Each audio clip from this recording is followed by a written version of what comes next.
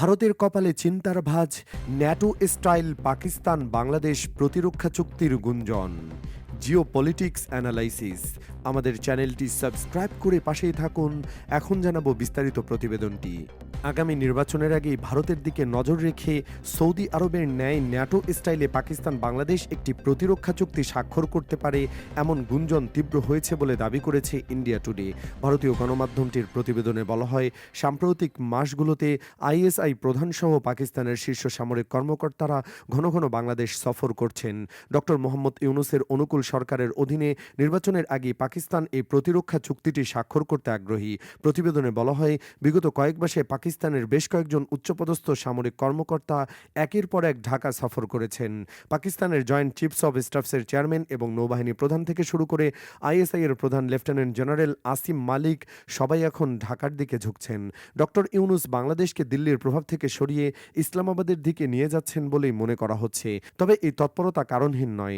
ভারতের সাথে ক্রমবর্ধমান উত্তেজনার সাথে পাকিস্তান এবং বাংলাদেশ এখন একটি প্রতিরক্ষা চুক্তির কথা ভাবছে, যা অনেকটা সৌদি আরবের সঙ্গে পাকিস্তানের করা চুক্তির মতো হতে পারে।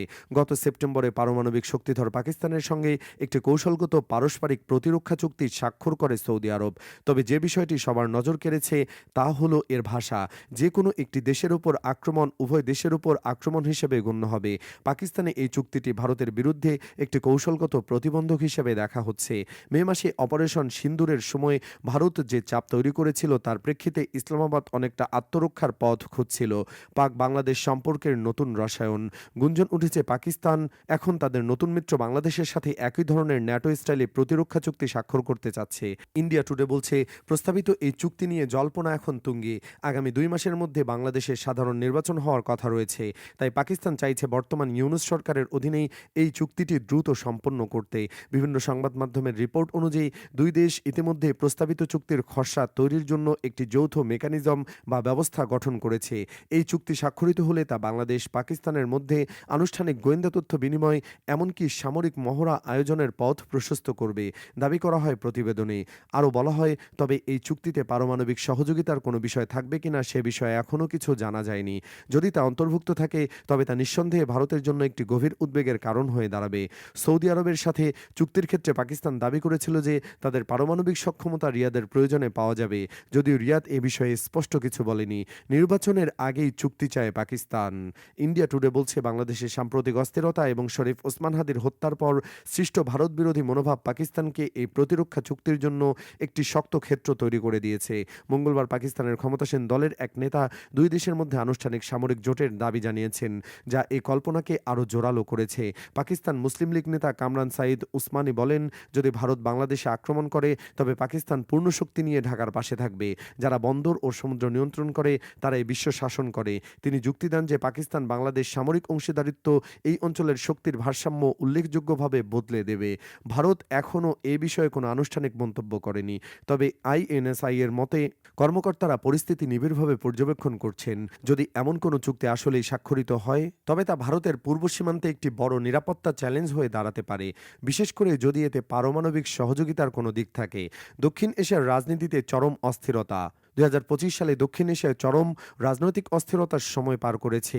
এই সময় প্রতিষ্ঠিত শাসন ব্যবস্থার পতন, তরুণ নেতৃত্বাধীন জেন জেট বা জেন জি আন্দোলনের ধারাবাহিকতা বজায় ছিল।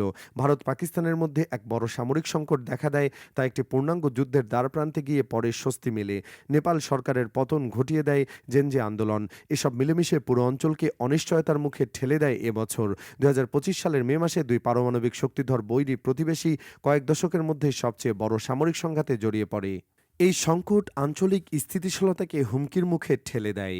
পেহেলগামে সন্ত্রাসী হামলায় 26 জন মানুষ মারা যাওয়ার পর পাকিস্তানের ভেতরে অপারেশন সিঁদুর শুরু করে ভারত। জবাবে পাকিস্তানও পাল্টা হামলা চালাতে থাকে। 4 দিন দুই দেশের মধ্যে তীব্র থেকে তীব্রতর হয়ে ওঠে লড়াই। এ সময় ভারতের প্রায় 6টি যুদ্ধবিমান ভূপাতিত করে পাকিস্তান। ভারতও দাবি করে তারা পাকিস্তান সেনাবাহিনীর বিভিন্ন ঘাঁটিতে হামলা করে তাদের প্রভূত ক্ষতি করেছে। তাতে নিহত হয়েছেন অনেক মানুষ। এই লড়াই যখন পারমাণবিক যুদ্ধের দিকে মোড় নিচ্ছিল, তখন যুক্তরাষ্ট্রের তীব্র কূটনৈতিক মধ্যস্থতায় একটি যুদ্ধবিরতি চুক্তি সম্পাদিত হয়। যুক্তরাষ্ট্রের প্রেসিডেন্ট ডোনাল্ড ট্রাম্প এর কৃতিত্ব দাবি করেন। তিনি বলেন তার অনুরোধে ভারত যুদ্ধবিরতিতে রাজি হয়েছে। তবে ভারত সেই দাবি প্রত্যাখ্যান করে। পাকিস্তান আফগানিস্তান সীমান্তে উত্তেজনা। বছর জুড়ে পাকিস্তান ও আফগানিস্তানের তালেবান সরকারের সম্পর্ক অবনত হয়ে সশস্ত্র সংঘর্ষের রূপ নেয়। কূটনৈতিক আলোচনায় কাঙ্ক্ষিত ফল না আসায় ইসলামাবাদ নতুন অভিবাসন নীতি আরও জোরদার করে। হাজার হাজার আফগান নাগরিককে বহিষ্কার করা হয় এবং রাজধানী অঞ্চলে অভিবাসী বসতি নিষিদ্ধ করা হয়, যাতে কাবুলের উপর চাপ সৃষ্টি করা যায়। পাকিস্তানে নিষিদ্ধ ঘোষিত তেহরিকে তালেবান পাকিস্তান টিটিপি পাকিস্তানের ভিতরে গুপ্ত আক্রমণ চালাতে থাকে। এর জবাবে পাকিস্তান আফগানিস্তান টিটিপিকে টার্গেট করে হামলা চালাতে থাকে। এক পর্যায়ে তীব্র হামলায় পরিস্থিতি অস্থির হয়ে ওঠে। পরে পাকিস্তান ও তালেবানের মধ্যে চুক্তি হয়। পরিস্থিতি তারপর থেকে মোটামুটি শান্ত আছে। বাংলাদেশের উত্তরণ পর্ব।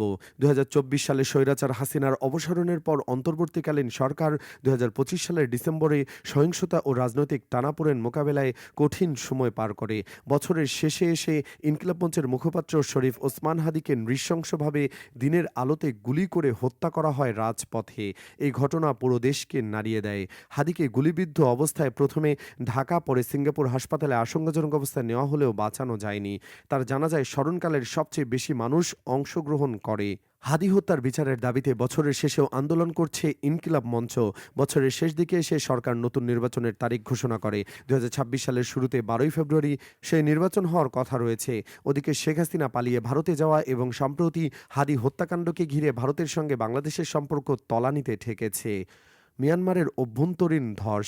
২০২৫ সালের শুরুর দিকে সামরিক জান্তা বিস্তীর্ণ অঞ্চলগুলোর নিয়ন্ত্রণ হারায়। ওইসব অঞ্চল এখন বিভিন্ন জাতিগত সশস্ত্র সংগঠনের হাতে। এর মধ্যে আছে আরাকান আর্মি। তারা বর্তমানে কার্যত এক প্রকার অনানুষ্ঠানিক সীমান্ত দেখাশোনা করছে। বছর জুড়ে বিদ্রোহী গোষ্ঠীগুলো সেনাবাহিনীর বিরুদ্ধে তীব্র লড়াই চালিয়েছে। এতে বহু সেনা হতাহত হয়েছেন। এখানে সামরিক জান্তা মিন অং লাইং মিয়ানমারের গণতান্ত্রিক আন্দোলনের নেত্রী অং সান সুচিকে কারারুদ্ধ ও তার দলকে নিষিদ্ধ রেখে সামরিক অভ্যুত্থানের পর প্রথম নির্বাচন করেছে। ২৮শে ডিসেম্বর শুরু হয়েছে ওই নির্বাচন। নেপালের জেনজি বিপ্লব।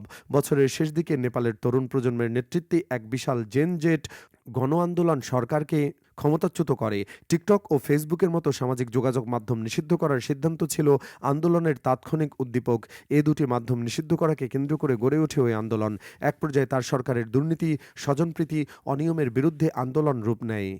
মাত্র কয়েকদিনের আন্দোলনে প্রধানমন্ত্রী কেপি শর্মা ওলিও পদত্যাগ করতে বাধ্য হন। তার মন্ত্রীরা আন্দোলনকারীদের হাতে নাস্তানাবুদ হন। পরে অন্তর্বর্তী সরকার গঠিত হয়। তারা ২০২৬ সালে নতুন নির্বাচন ঘোষণা করেছে।